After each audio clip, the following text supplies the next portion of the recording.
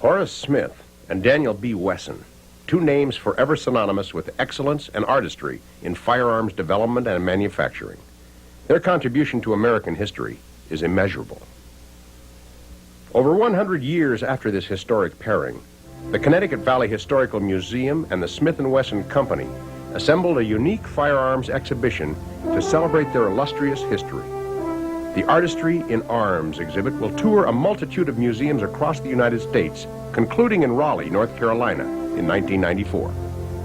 The first stop for the exhibit after its formal opening in Springfield, Massachusetts in July 1991 is the Gene Autry Western Heritage Museum in Los Angeles, California. As we move on to Case 4, we have the opportunity to study Smith & Wesson's efforts to produce a large military .44 caliber revolver. One of the early attempts in this direction was the large solid-frame .44 rimfire model of 1867. This revolver was loaded through a loading gate located in the right side recoil shield. To extract the cartridge, the rod under the barrel was removed and used to drive the empties out of the cylinder. The chain was connected to the extractor rod to prevent its loss. The model of 1867 was not considered practical and never placed in production. This was followed by a .41 caliber rimfire produced on the design of its early tip-ups. Since the revolver was only a 4-shot, it was not accepted as a practical military arm, and less than 100 units were produced. In the summer of 1870, Smith & Wesson introduced its Model 3 .44 caliber top break revolver. The Model 3 was the first practical large-frame cartridge revolver to be commercially manufactured. The U.S. Cavalry ordered 1,000 of these models, but the largest order Smith & Wesson received came from the Tsar of Russia. Between 1871 and 1878, the Russian government contracted for over 138,000 of the Smith & Wesson Model 3s. The company produced 3 different Russian models. The arms going to Russia were stamped with the Smith & Wesson Company name in the Cyrillic Russian language. With the orders coming from the Russian government and the popularity of the new Smith & Wesson top break design, Smith & Wesson established itself as a manufacturer of military arms. The new top break system was a vast improvement over the tip-up design. In this system, the cylinder and barrel are tipped downward, activating a star-shaped extractor that automatically ejects the spent cartridges and exposes the cylinder for rapid reloading. The Smith & Wesson Model 3 was further improved upon by a major in the U.S. Cavalry, George W. Schofield. Major Schofield's improvement was to move the locking latch from the rear of the barrel to the frame. This allowed the cavalry officer to open the revolver with his thumb, making it possible to unload and reload the arm while at full gallop and in the heat of battle. With the U.S. Army's acceptance of the .45 caliber Model 3 Schofield, the demand for all of Smith & Wesson's large caliber revolvers grew. The factory could not supply enough of its revolvers to meet the demand of America's frontier. In Case 6, we see the evolutionary development of Smith & Wesson's small frame top breaks and the development of their first self-cocking or double actions, as we call them today. The first small top break revolver was the model of 1871, a .32 rimfire built as a scaled-down copy of the larger Model 3. This revolver was too complicated to manufacture.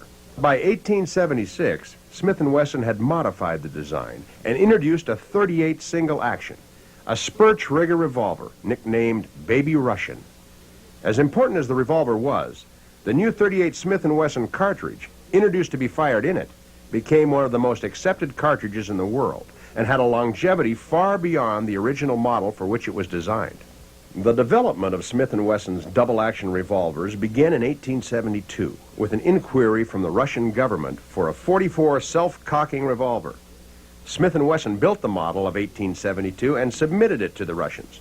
It was never placed in production. Smith & Wesson's line of double-action revolvers were finally introduced in 1880. One of the most interesting of this line is the rare .44 double-action, which was lightened by milling away all excess metal. This model became known as the Wesson favorite, for it had been designed by D.B. Wesson, who was now sole owner of the firm, having purchased Horace Smith's share of the company in 1874. In the late 1880s, Smith & Wesson began the development of the adjustable-sighted target revolvers and pistols. The first was the new Model 3 target, which was used by such greats as Annie Oakley and Ira Payne. This was followed in 1893 by a line of single-shot target pistols to compete with the popular Stevens single-shot pistol.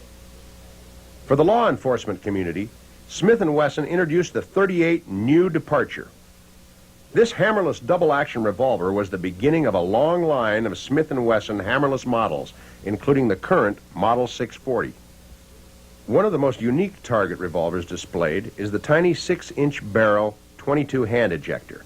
This revolver was Smith & Wesson's original Ladysmith and was very popular between 1902 and 1920 with women target shooters. In Case 7, the revolvers look like the modern guns of today. These are the handguns which led the way to the contemporary design of Smith & Wesson revolvers.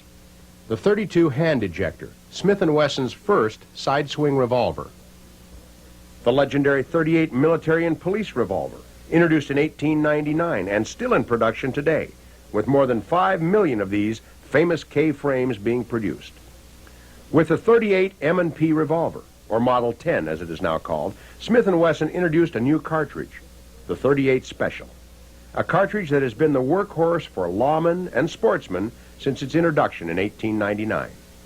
In 1908, the famous .44 hand ejector, with its triple locking system, set the design look for all future N-frame models featuring the fully shrouded extractor housing. Next in importance to the .38 military and police model was Smith & Wesson's development of the .357 Magnum cartridge and revolver from which it was fired. There is no disputing that this revolver, which ushered in the era of Magnum handgunning, was the finest revolver ever built by Smith & Wesson. With the .357 Magnum and the onset of World War II, the evolutionary story of this display ends. But our exhibit continues to tell another story, the story of Smith & Wesson engraving and the fine art of firearms.